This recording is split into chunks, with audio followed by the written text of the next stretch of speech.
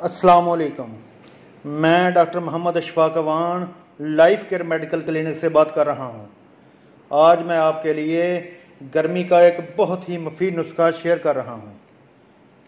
Golden Nilofar 12 ग्राम, बरादा संदल सफ़ेद 12 ग्राम, मगज़े कंवल डोडा 12 ग्राम, आंवला 12 ग्राम, धनिया 12 ग्राम, गूंद कतीरा 12 ग्राम, तबा शीर नकरा 12 ग्राम, छिलका इसबगोल 24 ग्राम, तुख्म खरफा 12 ग्राम।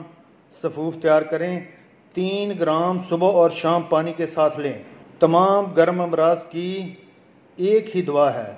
ज़ोफ़े दिल, दिल की धड़कन, हाथों पाँव की जलन, यरकान, कै, हैज़ा, प्यास शदीद, जरियान, नींद ना आना, घबराहट, गर्मी से तड़पते हुए मरीज़ को एक ही खुराक से आराम आ जाता है इंशाल्लाह।